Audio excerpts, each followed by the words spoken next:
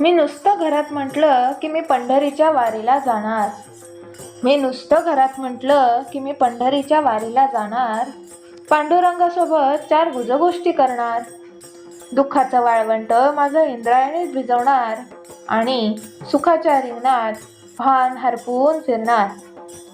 तर केवढा कांगावा, तर केवढा तो कांगावा घरातल्या विठोबाने केला.